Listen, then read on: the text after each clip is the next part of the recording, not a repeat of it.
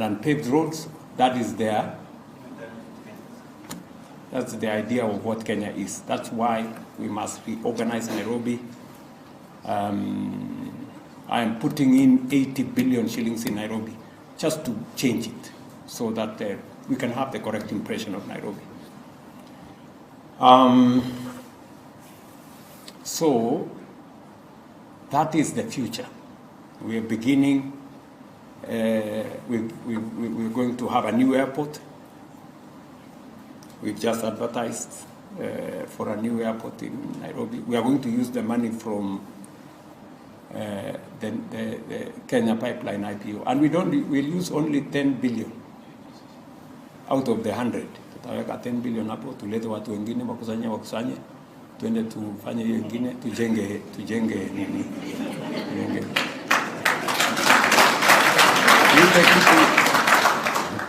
Ile kitu inatakikana Kenya ni akili. That's all you need. Ni mnanielewa? Yes. And we are going to tutafanya maneno. Hii Kenya itabadilika hii. So that is how things are. That is the future. We're going to develop new infrastructure. We're going to generate energy. We've already figured out how that is going to. We're going to do dams. We already have 12 identified dams. Eric,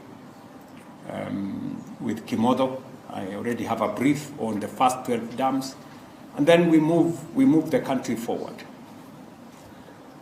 Don't mind about the naysayers and the other people there. They are just talking. They do not have a plan. If you ask them, what is your plan? Ruto must go. How is that a plan?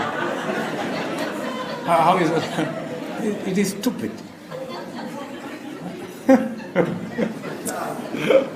I mean, what is, you know, I'm yet to hear them give us an alternative plan, you know.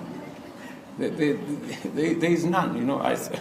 You saw the other day when we had this challenge of war in the Middle East. And naturally, prices of oil products would go up. Everybody expected that. Not in Kenya, but everywhere.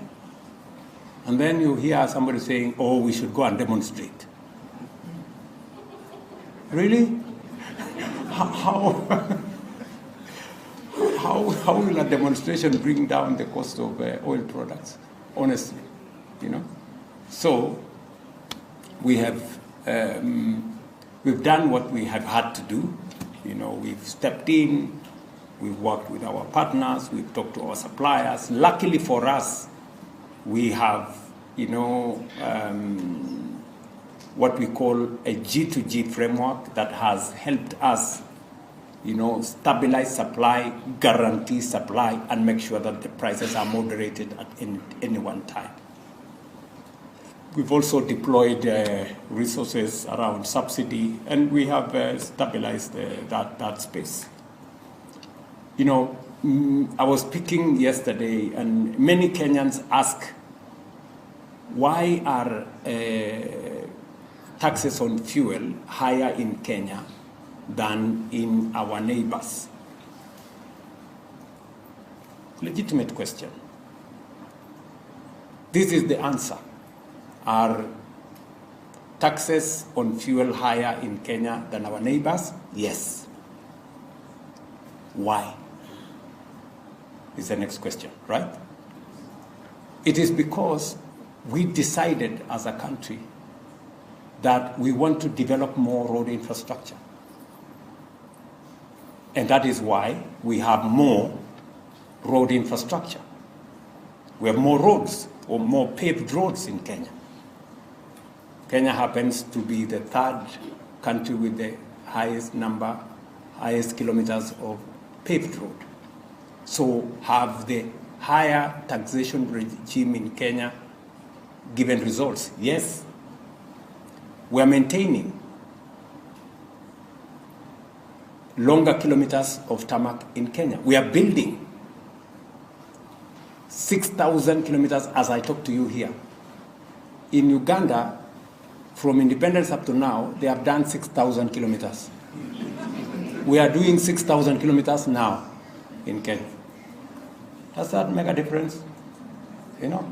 So we are a much more, ambitious country. We want to do more. We want to move our country more. That's why, and there's nothing that comes for free. The justification that we should be asking ourselves, are the higher taxes we are paying on fuel translating into outcomes in the road sector? That is the question we should be asking. And I can confidently tell you, yes.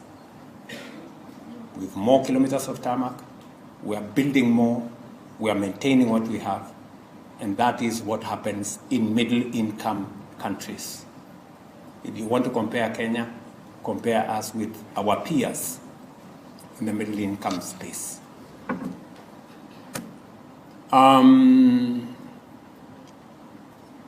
You asked for me to talk to you, so I don't know whether you are still I don't know whether this is what you asked for or you bargained for something else. But let me stop there and say, my good citizens, the people of the great country, we all belong to Kenya. I'm very proud to be in your midst this evening, to share my thoughts on what I think about our country and where we should be going and how we should get there.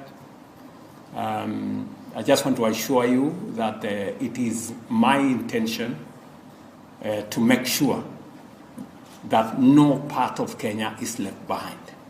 That is my intention, and it's my deliberate intention. And that we bring all the people of Kenya on board. No section, no community, no region should be left behind. It's possible for us to move together. It is possible for us to grow together. It is the right thing to do. And that is what I intend to do. And I'm very confident. And I am very optimistic about the future of our country.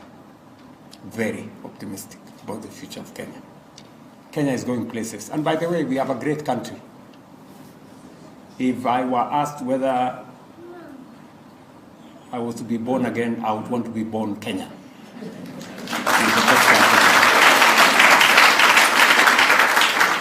Okay, let me stop there. Asanteni sana. I don't know who wants to speak after me.